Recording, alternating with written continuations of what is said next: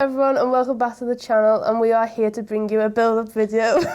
Why are you laughing? Just carry on, we're fine. What are we building up to? It's a build-up show for Bristol versus Liverpool at Prenton Park on Sunday afternoon. Both teams haven't really done very well so far this season. Been a bit rocky for both of them. Bristol drew against Birmingham on the opening day. Yeah. Lost to Everton. Then won in the Conti Cup and then lost to Chelsea. Okay. Liverpool lost to Reading, lost to Tottenham, lost to Sheffield, and then lost to United. So, you know, this game for both of these teams on Sunday is massive. It's a must win. Yeah.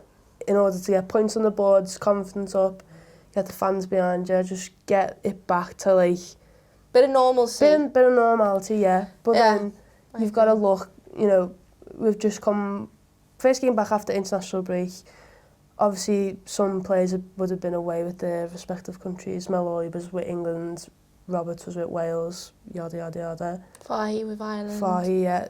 But then you've also got the players who haven't been away and have had time to sort of rest, look at the season so far, what's gone on, and just sort of reevaluate. Exactly, reevaluate what's gone on. Recovery. Recuperate. This is the second time we've filmed this, and we went through all the R words, so rest, recovery, recuperate, reevaluate, recharge, reconsider, rejig, revamp. Yeah. So any others, let us know in the comments. Yeah. But yeah, it's a massive game for both teams, isn't it? Oh, 100%.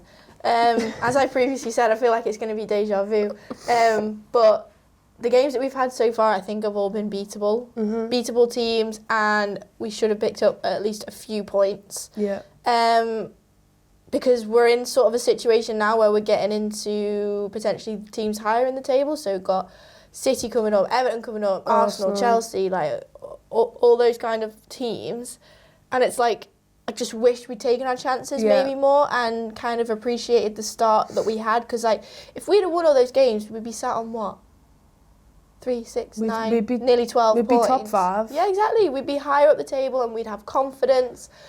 And it's just, we need to start taking our chances, being a bit more clinical. And like, we haven't seen the real Liverpool yet. We haven't. And I'm looking forward to the day, and hopefully it is on Sunday, where we see the real Liverpool go all guns blazing, score a few goals, confidence high, push on the next week. Yeah, I think, and then Bristol will be thinking the exact same. They'll be thinking they probably should have picked up They'll points. be underestimating us as well. Yeah. Because we're not where we want to be at the moment. Yeah, and like Bristol probably should have beat Birmingham on the opening day, considering all the players that Birmingham lost. They have some really good players, though. Yeah, Bristol have got a great squad. You know, they've got Sophie Bagley, who's like unbelievable. Who's like there. Carla Humphrey, and obviously the two Daniels and Matthews. Well, I was about to say, so that's their return this weekend. Yana Daniels, do not score the winning goal, because I will be fuming. Fuming.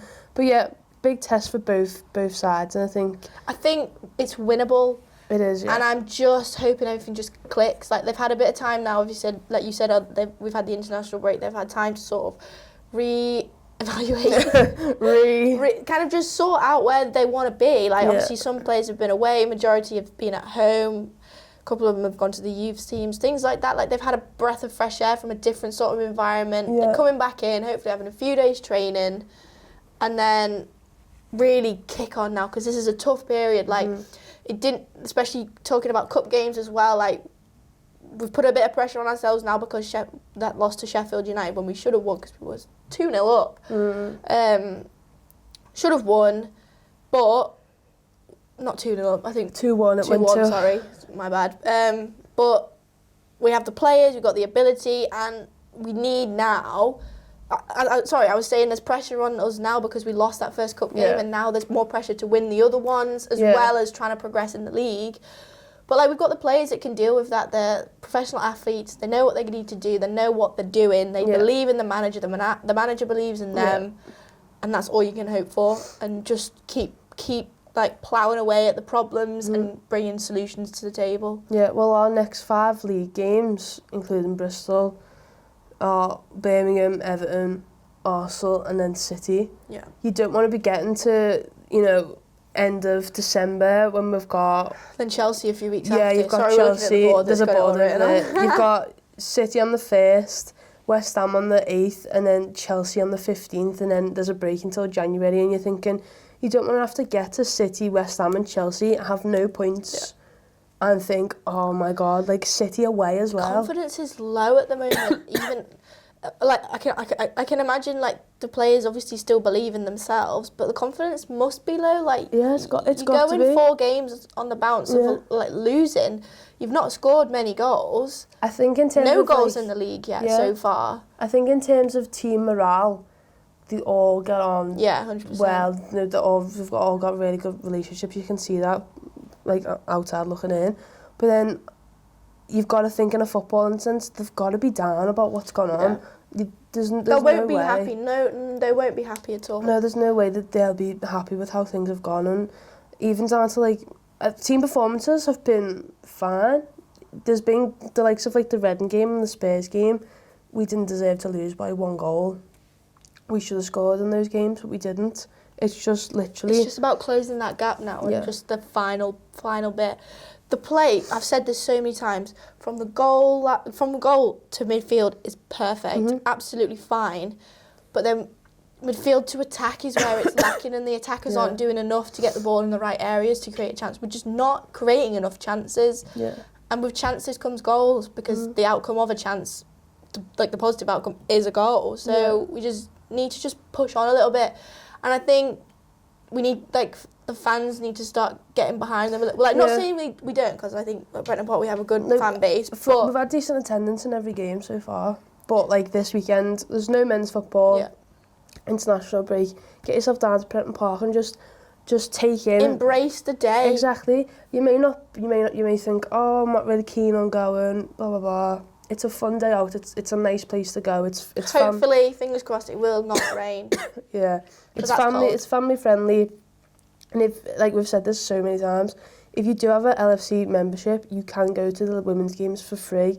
That you just show your membership on the gate and they let you in.